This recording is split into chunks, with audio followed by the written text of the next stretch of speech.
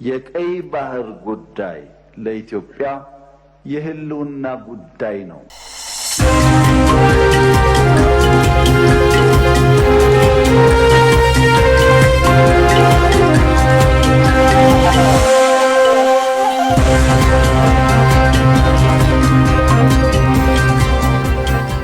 አብራችሁን ስላላችሁ ከልብ ነው የምናመሰግነው። አሁን ከውጭ በትንታኔ ወደ ምንመለከተው ጉዳይ ከማለፋችን በፊት ጥቂት መረጃዎችን እነግራችኋለሁ። ከኢየሩሳሌም አቅራቢያ የተነሳው እሳት ብዙዎችን ከመኖሪያቸው አፈናቅሏል። በርካታ ዋና መንገዶችም እንዲዘጉ ምክንያት ሆኗል። እሳት አደጋ ተከላካዮችም እሳቱን ለመቆጣጠር ከፍተኛ ትግል እያደረጉ ቢሆንም እስራኤል እሳቱን ለማጥፋት እርዳታን እየፈለገች ነው ተብሏል። የኢየሩሳሌም አካባቢ እሳት አደጋ መከላከያ መምሪያ አዛዥ ሽሙሌክ ፍሪድማን ለጋዜጠኞች እንደተናገሩት ከሆነ ይህ በሀገሪቱ ውስጥ ከተከሰቱት እሳቶች ትልቁ ሊባል የሚችል እንደሆነ ነው። እሳቱ በምን ምክንያት እንደተነሳ እርግጠኛ መሆን ባይቻልም ግን የእስራኤል ፖሊስ በሜዳ ላይ እሳት ለማቀጣጠር ሲሞክር ነበር ያለውን ተጠርጣሪ መያዙን ተናግሯል። ተጠርጣሪው በምስራቅ ኢየሩሳሌም በምትገኝ የፍልስጤም ሰፈር ከሆነችው ኡሙቱባ የመጣ በአምሳቦች ውስጥ የሚገኝ ሰው ነው ሲል በተጠርጣሪው ላይ በተደረገ ፍተሻም ጥጥና ተቀጣጣይ ቁሶች መገኘታቸውንም ገልጿል። የእስራኤል የውጭ ጉዳይ ሚኒስትር ጌዲዮን ሳአር የእሳት አደጋ መከላከያ አውሮፕላኖችን ለማምጣት ከሌሎች ሀገራት ጋር ውይይት ማድረጋቸውን ተናግረዋል። ከጣሊያን ከመቄዶኒያና ከነዚህ ሀገራት 3 አውሮፕላኖችን በተቻለ ፍጥነት ለማምጣትም እየተሰራ እንደሆነ ነው የተገለጸው። ዘገባውን እያስነበበ ያለው ቢቢሲ ነው።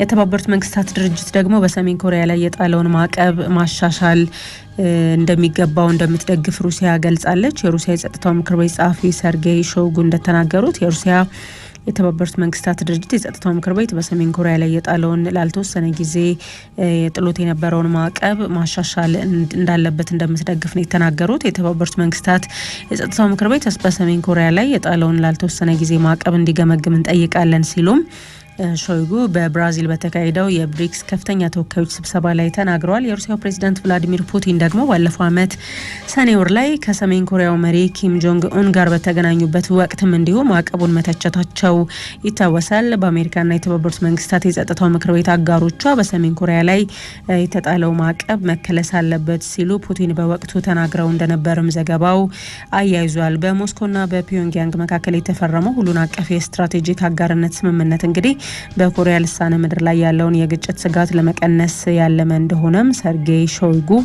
ተናግረዋል ብሏል ዘገባው ሲኤንኤን ነው። የአሜሪካው ፕሬዚዳንት ዶናልድ ትራምፕ ደግሞ ወደ ነጩ ቤተ መንግስት ዳግም ከተመለሱ 100 ቀናት ሞልቷቸዋል። 100ኛ ቀናቸውን በተመለከተ ባደረጉት የቀስቀሳ ዘመቻ የሚመስል አይነት ንግግርም እንዲሁ ቢቢሲ ላይ ወጥቶ እየተመለከትኩ ነበር። በንግግራቸው ብዙ ነገሮችን አንስተዋል። በዋናነት ስኬቶች ናቸው ያሏቸውን ጉዳዮች ዘርዝረዋል። የፖለቲካና ኢኮኖሚ ጠላቶች ናቸው ያሏቸው ላይ ደግሞ ትችቶችን አልፎ አልፎም ዛቻ መሰል ሀሳቦችን ሰንዝረዋል። በሚቺጋን ባደረጉትና የመግባባት አብዮት ብለው በጠሩት መድረክ ላይ የፕሬዝዳንትነት ዘመናቸው በሀገሪቱ ስር ነቀል ለውጥ ለማምጣት እየተጉበት እንደሆነ ነው የገለጹት። እንደውም ገና ምንም አላያችሁም፣ ከዚህ በላይ ብዙ ነገሮችን እሰራለሁ፣ ብዙ ነገሮችን አሳያችኋለሁ ሲሉ ነው እንግዲህ ከፊታቸው ብዙ ስኬቶች እንዳሉ ለደጋፊዎቻቸው የተናገሩት። ታዲያ ትራምፕ ዛሬም የቀድሞውን ፕሬዝዳንት ጆ ባይደን ላይ መቀለዳቸውንና መሳለቃቸው አልተውም። እንደውም ደጋፊዎቻቸው እሳቸው ለባይደን ከሰጧቸው ብዙ ቅጽል ስሞች መካከል ደስ የሚላቸውን እንዲነግሯቸው ሲጠይቁም ነበር ተብሏል። መረጃዎች እንደሚያሳዩት ከሆነ ግን ዶናልድ ትራምፕ ከሁለተኛው የዓለም ጦርነት በኋላ ወደ ስልጣን ከመጡ የአሜሪካ ፕሬዝዳንቶች ከመቶ ቀናት የስልጣን ቆይታ በኋላ ከግማሽ በታች የህዝብ ድጋፍ ያገኙት ብቸኛው ፕሬዝዳንት ናቸው ተብሏል። የድጋፍ መጠኑም 44% እንደሆነ ተገልጿል። በዝርዝር ወደ ምንመለከተው ጉዳይ እንሻገራለን። ዩክሬንና አሜሪካ ለወራት ሲያከራክራቸውና ግንኙነታቸውን ሲያሻክረው የሰነበተውን የማዕድን ስምምነት ዛሬ ማለዳውን ተፈራርመዋል። ስምምነቱ ፍትሃዊ መሆኑን አስተያየታቸውን የሰጡ የአሜሪካና የዩክሬን ከፍተኛ ባለስልጣናት መናገራቸውንም በዘገባዎች እየተመላከተ ነው የሚገኘው። በርካታ አስተያየት ሰጪዎች ግን ስምምነቱ የዩክሬንን ሉዓላዊነት ገበያ ላይ ያቀረበ ነው ሲሉም ኮንነዋል። ቃላብ ግርማ ልዩነቶችን እያስተናገደ የሚገኘው የዩክሬንና የአሜሪካ የማዕድን ስምምነት አንድምታው ምንድን ነው ሲል ተከታዩን አሰናድቷል። በምድሯ ስንዴ እንዳሸዋ ይታፈስባት የነበረች ዩክሬን ዛሬ ላይ ለዜጎቿ የምግብ ዋስትናዋን ማረጋገጥ ተስኗት ዓለም ተገርሟል። በደንብ ይግረማችሁና ነፃነቷን በአውሮፓውያኑ 1991 ከተጎናጸፈች በኋላ የዓለም የብረት እምብርት የዳቦ ቅርጫ ስትባል የከረመችው ኬቭ ወደ 13 ሚሊዮን የሚጠጋ ዜጋዋ በከፋ ድህነት ውስጥ የሚገኝ ሆኗል።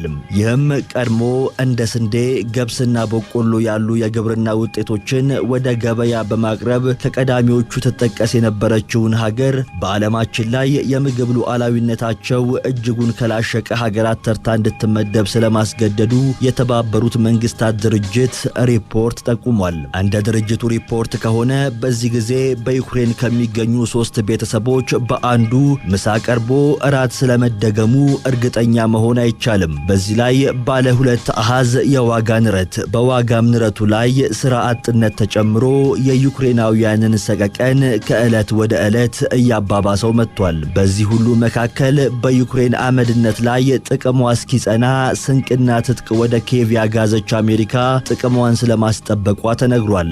ዩክሬንና አሜሪካ ለወራት ሲያወዛግባቸው የሰነበተውን የምጣኔ ሀብት ስምምነት ዛሬ ተፈራርመዋል። ስምምነቱም አሜሪካ በዩክሬን ምድር የሚገኙ ብርቅዬ ማዕድናትን እንድትጠቀም አረንጓዴ መብራት የሚሰጥ መሆኑን ዘኒውዮርክ ታይምስ ዘግቧል። በዩክሬን በኩል ደግሞ ሩሲያ በዓለም ላይ ያላት ቁመና ነጥሮ እንዲታይ ባስቻለው ጦርነት የአሜሪካን ወታደራዊ ድጋፍ በቀጣይነት እንድታገኝ ማስተማመኛ የሚሰጥ ጦርነት እንዳልነበረች ያደረጋትን ኬቭ መልሶ በማቋቋምና በመገንባት ላይ የዋሽንግተንን ድጋፍ እንድታገኝ የሚያስችል ነው ተብሏል። ስምምነቱን አስመልክተው መግለጫ የሰጡት የአሜሪካ የገንዘብ ሚኒስትር ስኮት ቤሴንት አሜሪካ በምስራቅ አውሮፓ ያለውን ጦርነት ለመቋጨት ቁርጠኛ ናት ብለዋል። እንዲሁም የትራምፕ አስተዳደር ነጻነት፣ ሉዓላዊነትና ብልጽግናን ማዕከል ያደረገ ዘላቂ ሰላም ለማስፈን ያለውን ወጥ አቋም ለሩሲያ ያንጸባረቀበት መሆኑን አክለዋል።